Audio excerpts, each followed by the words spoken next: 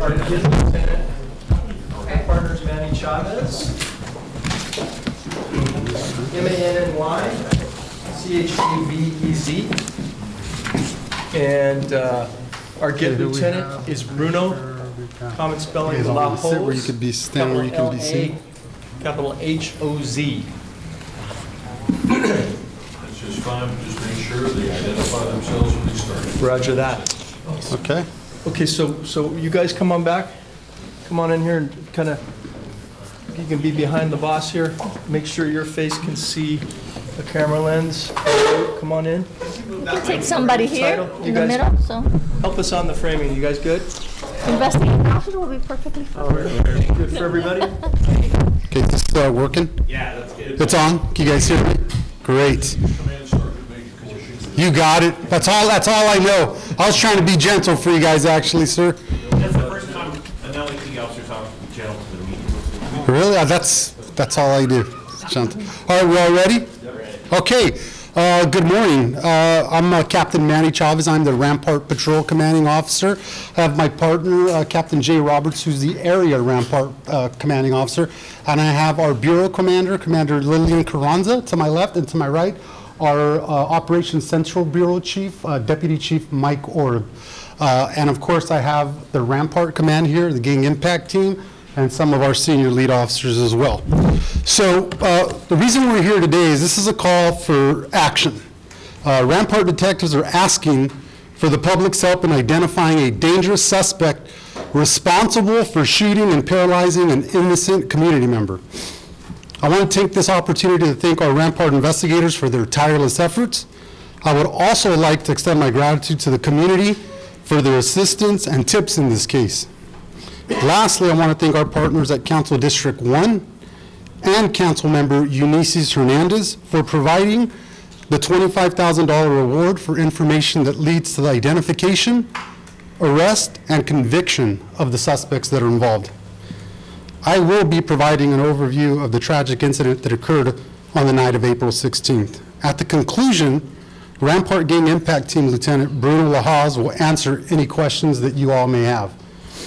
On the night of April 16th at approximately 8:45 p.m., the victim parked his vehicle on Alvarado Street between 7th and 8th Streets, directly adjacent to his merchandise business. As the victim was closing his shop, he noticed two women arguing beside his vehicle and the suspect vehicle that was double parked directly next to his car. The victim became concerned because his 3 underage children were in his vehicle. So he walked over to his vehicle with the intent of securing his children. When the victim was there, he observed a gun being pointed at him from the suspect vehicle, at which time our victim retreated to the sidewalk where he was struck by one round to his abdomen. Unfortunately, the injury sustained caused paralysis to the victim with no mobility from the waist down. As noted in the community alert that you all see here, the suspect vehicle is a 4-door Camry with 2 distinct dents on the passenger side, as you'll see there. The 2 persons of interest are the man and woman whose photographs are on that community alert. Thank you, and if there's any questions, I will now hand it over to Lieutenant La Hoz for any questions before I get over to the Spanish portion. Yeah, can you go back, just back up and walk us through when he said he was closing up his shop and he noticed 2 women were arguing. Can you take it from there, because I lost something there. So as the victim was close. Singularly, please. Yeah. Thank you, and then identify yourself. Tell us who you are. My name is Bruno La Hoz. Spell the name again. Bruno, B-R-U-N-O. Last name La Hoz, L-A-H-O-Z. Thank you. Lieutenant. Thank you. Lieutenant, okay. And can you repeat your question, please? So your colleague was saying that the victim here witnessed 2 women arguing as he was closing up his shop. What happened after that? So the victim, there was 2 vehicles parked. The victim's vehicle in a vehicle of interest that was parked, that was double parked next to the victim's vehicle, and then 2 females began arguing at that point. Concern for the 3 children of the victim inside the vehicle. That's when the victim approached the vehicle, and that's when he sustained a gunshot wound to his stomach. So there was 2 women and a man in this vehicle, or? That's where we're trying to get to, ma'am. We don't have that information at this point. Were there any other witnesses to this attack? We don't know that. And was the purpose, do you believe, based on what you see and the evidence that you know, was the man shot because he prompted something, or was there a fear, or? No, we believe that the shooting was the shooting occurred because the victim approached the car to attend to his children. So just by simply walking toward the car, that prompted him to get shot? That's what we believe, sir. Did the victim know either of the women that were involved? No. Any indication why that argument took place? We don't know that, sir. Sir, the images, is that from a surveillance camera? Yes, sir. Is that at the crime scene? Yes, sir. The women on the sidewalk, in the car? Who was in the car? So those are the two females that were arguing next to the car, but we don't know who was inside the car. Yes, sir. So those are not the image of the shooter? We don't believe so, sir. No, okay. But there's a man on the picture too. Who's the? So what we're trying to do, those two people, the male and the female, we believe that they may know the shooter, but at this time we don't know if they were actually involved in the crime. So how did you get that nexus? How did you figure out he might know the shooter? Was he in the car, or was acquainted with them somehow? This were the testimony of the actual victim. He identified those two people are being next to the car when the shooting occurred. When it occurred, but there's no evidence that either of them was holding a weapon. Correct. Is that one of the women that was arguing, or that's a totally different person? Maybe a totally different person. It's rather limited, the information that we have right now, sir. And the gunfire came from inside the vehicle? From inside the vehicle. What side of the vehicle? From the driver's side. The driver's side. And so he was approaching the driver's side of the car when he was shot? No, he was approaching, he was in between the two cars. And after the shooting, did the car took off or stay at the scene? That part, I don't know, sir. Okay, go back to the, so the car, his car was to which side of the person of interest car? What side of the car was his car on? The victim's car? So the victim car, the victim was parked on, was properly parked. It was legally parked on the curb. Okay. And then the silver Camry was parked just adjacent to it. Oh, so it was double parked. It came out Correct. on the side. Okay, so, and then he or she shoots from the driver's side of that vehicle through the passenger window? Through one of the sides, correct. One of the side windows. Was the window down? We believe so, sir. Do you want him to clarify real quick? Unless, Mayo, do you have that particular information, sir? Introduce yourself. Yes. Good morning. I'm Officer Christian Marroquin. First name is Christian. Last name Marroquin, Marroquin. Just to clarify a couple of things here. Regarding the victim's vehicle and the suspect's vehicle is double parked next to the victim's vehicle. As the victim approaches his vehicle to, keep his children safe or move the vehicle, the rear passenger side window comes down. At that point is when the victim sees a gun pointed at him. So the victim is in between both vehicles at that point. Okay, so then you believe the shooter was the driver still? Because you said it came from the driver's side or the driver's side of the back seat? So that's what I'll clarify. The victim was unable to see who shot. He just saw the handgun. He's in between both vehicles, so that places him on the rear passenger side of the suspect's vehicle. And the rear passenger window comes down, and at that point, that's when he sees the firearm pointed at him. So he was shot at pretty much point blank range? I wouldn't say point blank. At that time, he was afraid for his safety, his life, his children's safety. He believed that they were going to be caught in crossfire. So he begins to walk back towards the sidewalk. When he turns his back to his suspect vehicle, that's when he gets shot in the lower back area. 10 to 15 feet, maybe in distance? I would say about 10 to 15, yes. Okay, so I'm so sorry because the other information was he was shot in the abdomen. And you're saying lower back? Right, no, I'm sorry, was it? That's what the community alert says, low abdomen. Correct. Okay, I'm sorry, the lower abdomen, yes. From the back? Yes. Officer, were Yes. you able to identify the license plate of his car, or were you able to get any information from a body shop, because the damage on these cars is huge? No, right. No, I got it. So that information is very limited. We do not have that vehicle information. All we have regarding the suspect vehicle is what we see here in these crime alerts, and it's just a silver Toyota Camry with those dents on the passenger side of the vehicle. Other than that, we have no license plate.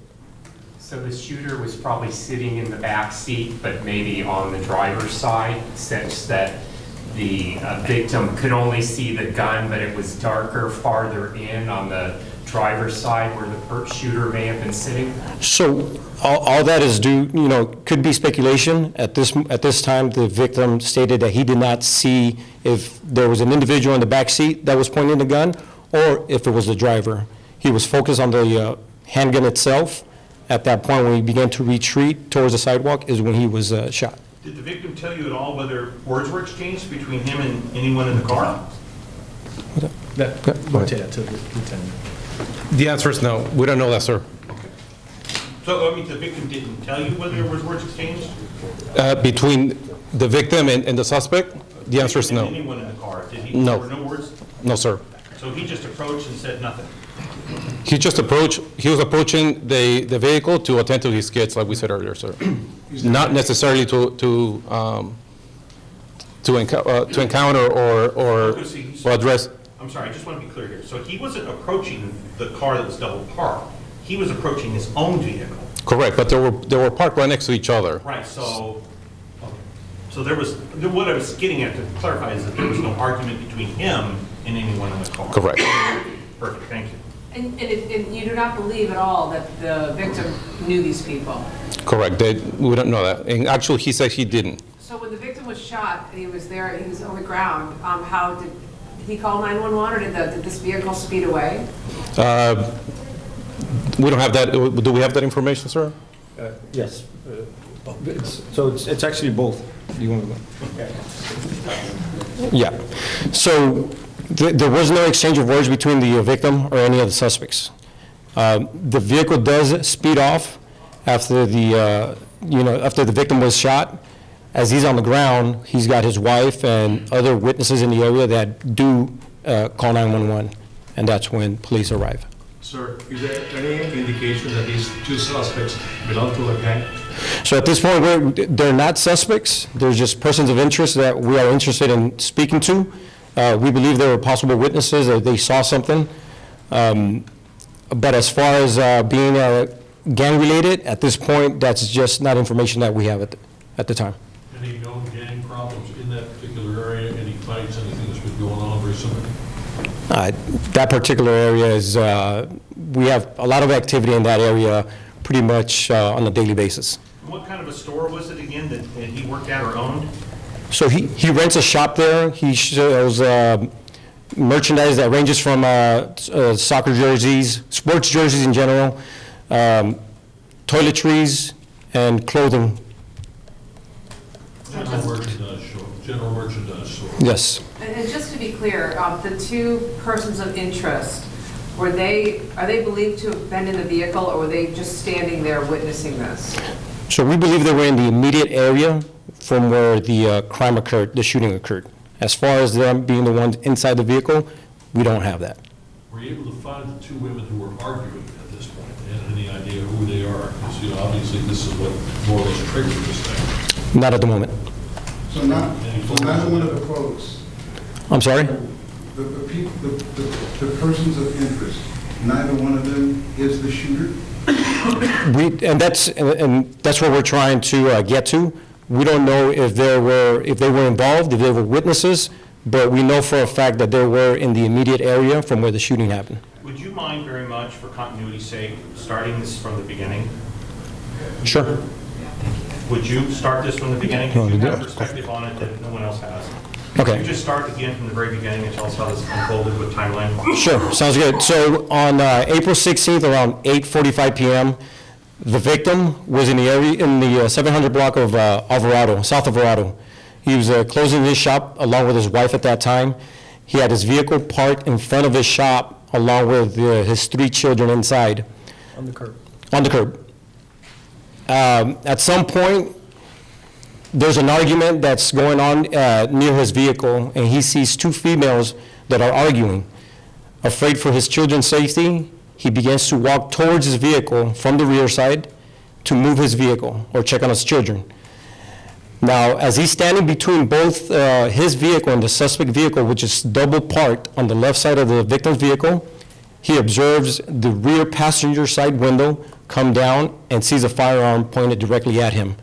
Afraid that his children could possibly be caught in the crossfire, he retreats back towards the sidewalk. As he's walking towards the sidewalk, he hears the gunshot, feels the burning sensation, collapses on the sidewalk, and his wife and additional witnesses in the area call 911. Were you one of the first on scene? No, I was not. Any evidence there of this indication on what type of weapon? You know, again, revolver, somebody had a pistol, we had brass that they recovered, anything like that? That information for the investigative purposes. Right. I'm sorry, was it? We're keeping that information for the investigation. Thank you. And the photo, the community alert photographs, there's only one woman that's in the, you don't have pictures of two women, just one of them, right? Correct. Correct. And you want them more, for anything, you just want them more for what they might have seen. Correct. We know for a fact that they were in the immediate area when the shooting happened. And how do you know that? Video footage that we've gathered. Just that you saw them, but you don't, no one told you that they have something to offer or something like that. Correct. Okay. Very good. And this woman may not be one of the women who was arguing. These folks are just in the area. Correct. Did that footage ever show the women get out of the car or get into the car, the two women arguing? So for investigative purposes, you know, we won't disclose that at the moment, but as we mentioned before, the photograph of the female in this crime alert, we just believe that she was in the immediate area and she could have possibly seen what transpired after the shooting or even before the shooting. So not arguing with anybody, they just maybe saw what was going on. So based on your answer, the two women that were arguing are tied to the vehicle and possibly the people inside. That's all speculation right now. We at this point, the photographs that you see of the male and the female, we just believe that they were in the immediate area when the shooting took place. And are those photos of the Camry, are those right there where the shooting took place, or did you get these somewhere else? One of them is from a different area, and one of the other photos is from the areas, from the immediate area from where the shooting took place. But you're not able to get a plate from any cameras? No plate. So how far away, can you tell us how far away the other photo is? I see. Which photo are you referring to? Top or bottom? Top. Is the one on the top nearest where the shooting happened? Yes. Okay, and then the one, how far away is the one from the bottom? I would say that one would be probably about a mile and a half away. And were those both from like closed-circuit TV surveillance cameras from businesses? Correct. Was the whole incident caught on video? So the shooting itself is not caught on video footage. We do have the argument between the female pedestrian that was on the street and arguing with unknown suspects inside the vehicle. And then after the shooting, did the girls get in the car, scatter, everybody scattered, or did the car take off immediately? So the vehicle does take off immediately. The female subject that was on the outside of the vehicle arguing, she remained at scene for a few minutes, and then she leaves. Before you got there? Correct. Okay, so how far away did the argument happen from the shooting? They happened at the exact same location. Both the argument and the shooting. But are you talking about within a couple feet of each other, with a few feet? Was it on the sidewalk, in the street? How far away did the shooting happen from where the argument happened? The argument and the shooting happened at the same location. So what he's saying is the two ladies that are arguing, how far were they from the car? On the sidewalk, or were they between the cars with them? Oh, okay, I'm sorry. So there's the one female that's outside the vehicle. She's in the street arguing with the female inside the vehicle. The argument takes place there, and that's where the shooting happens as well. So there's a female arguing from the outside, arguing with a female in the inside. Correct. This man is fearful for his children. He goes around, and somebody rolls down a window and shoots him. Yes. During this, okay. And yes. The vehicle speeds away. The wife of the victim calls 911. Correct. Got it. Okay. And you have video of the argument? We have video of some sort of altercation The video footage is very grainy and it's from a distance, but we can tell that there's some form of altercation that's taking place between the female pedestrian and someone inside the vehicle. Was it always verbal altercation, or was there a physical altercation as well? Verbal. All right, guys, let's do Spanish real quick. Whatever other questions that you guys have, we'll just do offline. So let's just do Spanish, and then we'll just go ahead and continue. Okay, we do have Spanish here? Yeah. That works? Okay, perfect.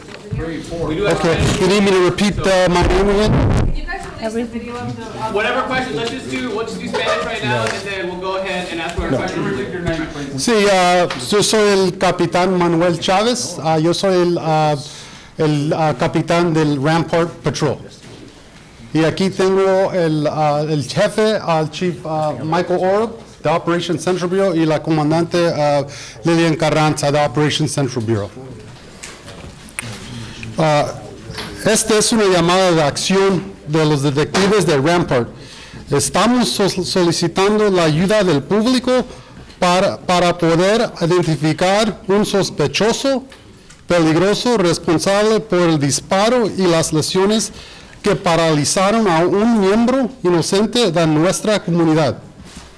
Quiero aprovechar esta oportunidad para agradecer a nuestros investigadores de Rampart por sus incansables esfuerzos.